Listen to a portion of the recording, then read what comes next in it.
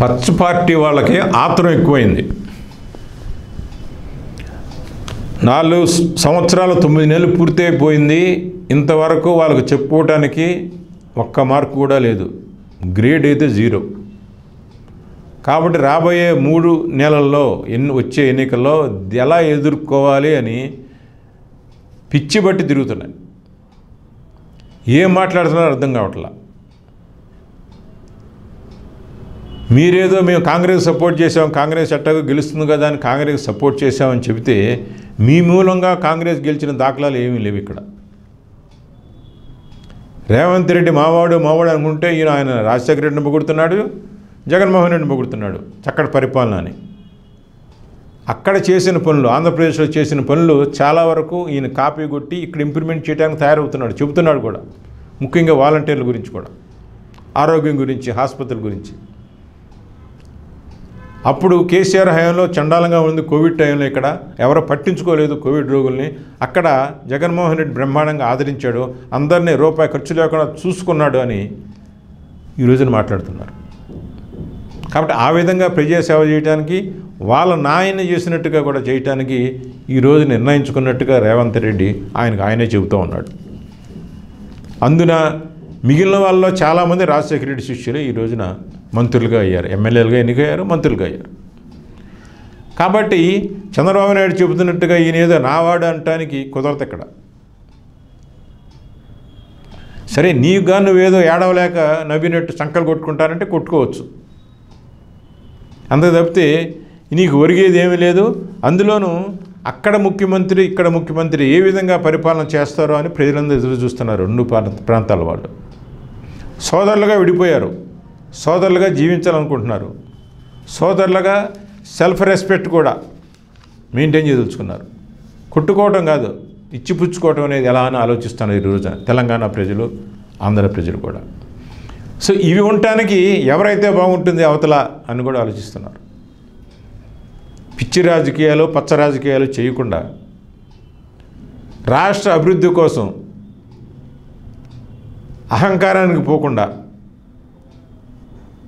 నదుల్లో ప్రాజెక్టులు నీళ్లు కానీ మిగిలిన వ్యవహారం ఎన్ని ఉన్న ఇష్యూస్ అయితే ఉన్నాయి అన్నీ క్రమబద్ధంగా సాల్వ్ చేసుకుంటూ మర్యాదగా ఇచ్చిపుచ్చుకుంటూ ఎలా ఉండాలి అని ఈ రోజున ప్రజలు అనుకుంటున్నారు, తమ పార్టీలను ఆదేశిస్తున్నారు కూడా. కాబట్టి రేవంత్ రెడ్డి ఏ విధంగానూ జగన్మోహన్ రెడ్డిని వ్యతిరేకించి ఇక్కడ మనం కూడా సాగించలేడు. కారణం ఆయన మనుషులు ఉన్నారని కాదు, ప్రజలు ఒప్పుకోవట్లేదు. ఈ రోజున ప్రజలు ఆయనే చెబుతున్నారు రాజశేఖర రెడ్డిని చూసి ఓటేశారని. అటుపక్కన కూడా అంత ఆంధ్రప్రదేశ్లో కూడా రాజశేఖర రెడ్డిని చూసి ఓటేశారు, రాజశేఖర కుమారుడిని నమ్మి ఓటేశారు. అందులో ఆయన చేసిన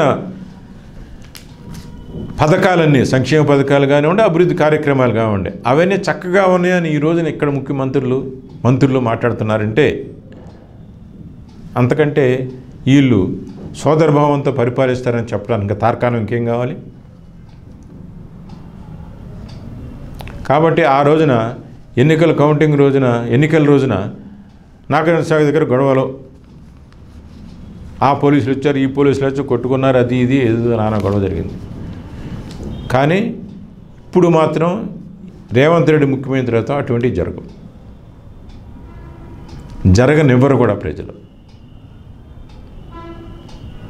ప్రాంతాన్ని అడ్డం పెట్టుకుని ప్రాంతీయ భావనలు రెచ్చగొట్టి పరిపాలించిన అవసరం వాళ్ళకే లేదు, వీళ్ళకే లేదు. ఇప్పుడు ఇంతకుముందు కేసీఆర్కి ఉండింది, ఉండదు ఇప్పుడు.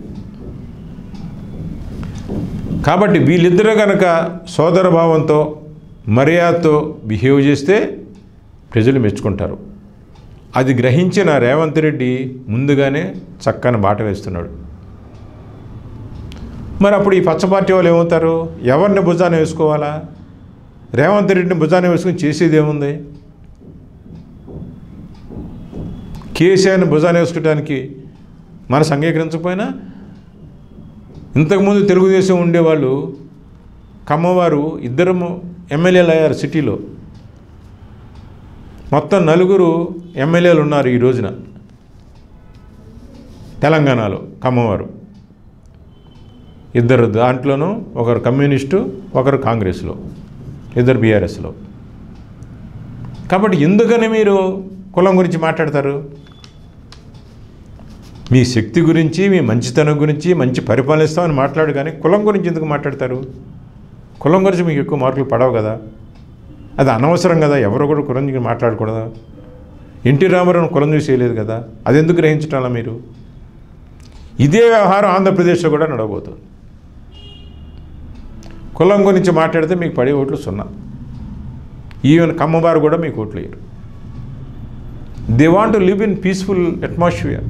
ఎనీబడి ఎక్కడైనా కమ్మవారు కర్ణాటక వెళ్ళారో అక్కడ ప్రశాంతమైన జీవనం కొనసాగిద్దాం అనుకుంటారు.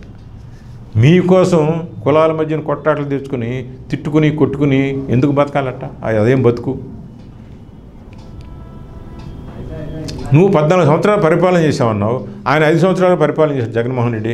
నేను ఆయనకంటే మెరుగ్గా చేశానని చెప్పుకుని ఓట్లు అడుగు చంద్రబాబు నాయుడు.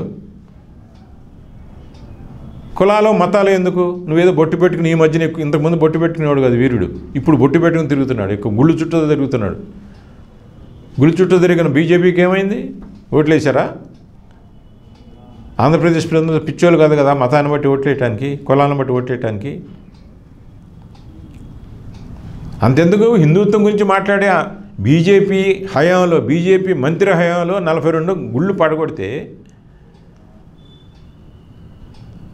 జగన్మోహన్ రెడ్డి మీరన్నట్టు ఆ మతం కాకపోయినా ఈ రోజున ఆ గుళ్ళు కట్టించాడు. ఈ రోజున బొట్టు పెట్టు తిరుగుతున్న చంద్రబాబు నాయుడు గుళ్ళు కట్టించట్లా. ఆయన ముఖ్యమంత్రి హయాంలో బీజేపీ ఎండోమెంట్ మినిస్టర్గా ఉన్నప్పుడు గుళ్ళు పడిపోయినాయి, పడగొట్టారు.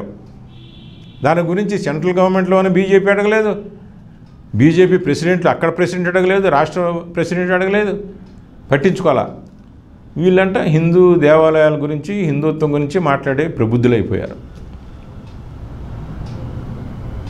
అసలు ఆ రోజున దేవాలయాల రథాలు తగలబెట్టింది వీళ్ళే, హిందువులు అనబడేవాళ్ళు. హిందూ మా పార్టీ అనుకుని ఈ పార్టీ వాళ్ళే అది పట్టుకున్నారు. కనకదుర్గలో ఎవరా వెండి విగ్రహం పడగొట్టారో దూసుకుపోయిన వాళ్ళందరూ పట్టుకున్నారు. కరిగించిన విగ్రహాలు దొరికాయి, వెండి దొరికింది. అతను హిందువే. రాజమండ్రి దగ్గర అమ్మవారి చేతులు పడగొట్టింది హిందువే. ఆయన విహెచ్పి క్యాండిడేటు, ఆయన పట్టుకున్నారు. 30,000 కకృతిపడి ఒప్పుకున్నాడు. పోలీసులు కొడితే ఒప్పుకున్నాడు, నేను 30,000 కకృతిపడి నేను పగలగొట్టమన్నారని. సో వీళ్ళే హిందువుల దేవాలయాలను ధ్వంసం చేసి ముఖ్యమంత్రి హిందువు కాదు కాబట్టి ఆయనే చేశాడు అని నెపం మోపితే ఆయన అన్నీ చక్కగా చూసుకుంటున్నాడు. రామతీర్థం గుడి దగ్గర నుంచి కనకదుర్గ దాని దగ్గర అన్నీ కూడా చక్కగా చేశాడు. ఈ రోజున మీరు పడగొట్టిన హిందూ దేవాలయం ఈయన కట్టాడు. కాబట్టి మీరు మతం గురించి ఏం మాట్లాడతారు? మీరు దేవాలయం గురించి ఎట్లా మాట్లాడతారు? దాన్ని అడ్డం పెట్టుకుని ఓట్లు సంపాదించాలంటే హిందువులు ఊరుకోరు కదా.